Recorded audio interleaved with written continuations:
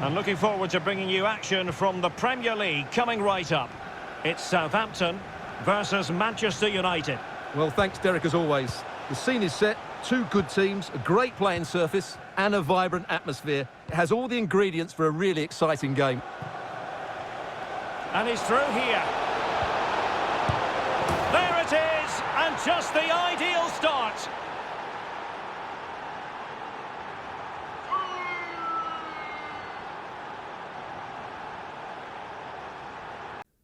For the first time in many years, it feels like FIFA has actually taken some significant steps forward in important areas. The series has grown increasingly stagnant with each of its annual entries over the last few years, and the lack of meaningful improvements in areas that desperately needed them has been met with widespread frustration from fans. So to see FIFA 22 finally make some much-needed changes both on and off the pitch is encouraging. Don't get me wrong, this is still very much an iterative upgrade. That's just the way it is with annual sports franchises. But the tweaks that EA Sports has made in this year's game are mostly all for the better. The headlining change in FIFA 22 is, of course, HyperMotion technology, a catch-all term being used to market the fact that essentially the game has rewritten its animation system to make for smoother movements and more realistic flow of matches. Unlike the big flagship changes of past FIFA games, HyperMotion technology, which is exclusive to the PS5, Xbox Series X and S, and Stadia versions of the game, isn't something that you can instantly point to.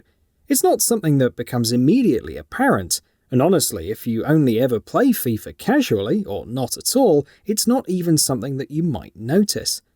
But it definitely does make a difference behind the scenes. Unlike previous years' games where it often felt like player movements were defined by very disparate animation files being stitched together, which often led to jerky movements and hilarious glitches, things feel much smoother in FIFA 22. Players transition from phase to phase much more organically, and the notable visual polish makes everything from passes to runs to blocks to aerial duels feel more authentic. It's not just a visual change either, even though that is a big part of it. The core second-to-second on-pitch action has also seen some changes. That, of course, does happen with every new FIFA game, and FIFA 22 has made changes that are for the better. Defenders are smarter about their positioning, goalkeepers have been improved to an almost ridiculous degree, and pace has been de-emphasized, not entirely, but in areas of the pitch where it makes sense, at least. You can still blast past defenders with a Marcus Rashford or Neymar with sudden acceleration to chase down a carefully threaded through ball, but someone like Leon Goretzka is going to be much more comfortable sitting in the middle of the park and distributing the ball with crisp passes. Rather than making pace an all-encompassing part of the game then, FIFA 22 limits it to players and situations where it makes sense, which means that slower build-up play with smart passes is more important in this year's game. That doesn't mean that the game is inherently harder, or that goals are more infrequent. Once you've adapted your playstyle and begin using your players to their strengths, you can still score bags of goals in a single match. But rather than just brute forcing your way through defences, you're now picking them apart, so those goals do feel much more earned. Of course, FIFA as a series has a tendency to undo its changes with post-launch patches. FIFA 21 did so as well, so it remains to be seen whether this year's changes will actually stick. I hope they do though, because I genuinely believe that they've improved the moment-to-moment action on the pitch.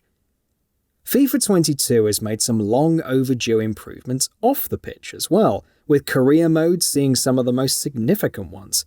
In the 20-odd years I've been playing FIFA, the vast majority of my time has been spent on career mode, so to see it going through a torturously long period of stagnancy over the last few years has been a little more than aggravating. FIFA 22 does make some notable changes though. Player development builds on the foundations of last year's game and feels much more effective, and watching an academy player turn into a permanent fixture in the starting 11 feels incredibly gratifying. Sharpness and fitness have been tweaked as well, and have a much more potent impact on a player's form, And unlike FIFA 21, players in FIFA 22 don't drop to dangerously low levels of stamina just 60 minutes into a match, which is a big improvement.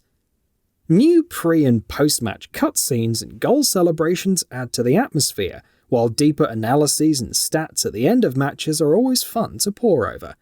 Commentators also have many more things to say about specific topics, such as a player at flying form or a manager on a winning streak, rather than sticking to generic remarks that can apply to most things. Of course, there's still plenty of room for improvement. Interactions with players still feel meaningless. Interviews with the media are still awfully repetitive, and often make no sense in the context of how your team is performing. And transfers still need an overhaul all these years later. Ultimately, FIFA 22's career mode is definitely a step forward, but hopefully future games will continue to build on it because it's still far from perfect. The ability to create your own club is another major addition in FIFA 22's career mode, but honestly, I'm a little let down by the creation and editing tools on offer here, which range from being disappointingly limited to offering so much freedom that they end up neutering any and all challenge. The editing options available for everything from your stadium to your kit to your club's crest are way too restrictive, which is a big problem. When I'm making my own club, I want to make my own club, not something that feels like a haphazard combination of limited options provided by the game. On the other end of the spectrum though, FIFA 22 lets you choose the star rating of your team and your starting budget, which means that you can just start off as a 5-star team full of world beaters that also has a starting transfer budget of $1 billion of whatever currency you're playing with. At that point though, what is even the point of playing? Rather than creating a fake club using limited tools, with fake highly rated players with an endless war chest, I'd rather just play as a club that actually exists and is already in that position. And sure, I can always start out as a smaller team with a limited budget, but given the fact that FIFA 22, like all other FIFA games, doesn't have a lot of lower division leagues in most countries, that feels like a pointless exercise. Player Career, I feel, does a much better job of handling progression, thanks to a number of significant overhauls, most notably to actual progression.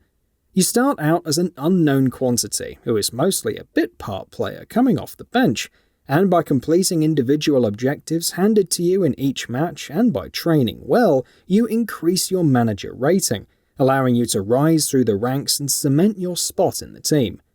At the same time, if you don't train and perform well, your relationship with your manager will deteriorate, which might even lead to you being put up for loan or even a transfer.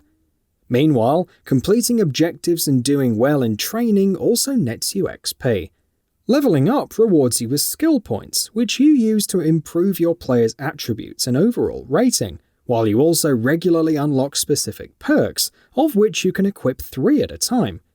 The revamped progression mechanics in FIFA 22's Player Career are easily the best and biggest change in the mode, and give you a much greater control over how your player progresses. Ultimately, for the first time in a number of years, it feels like FIFA has actually made some meaningful changes to its core gameplay with FIFA 22. The on-pitch action is slower and more methodical, and encourages a playstyle more focused on picking apart oppositions rather than relying solely on overwhelming pace, while several modes have also seen some much-needed and long-overdue improvements.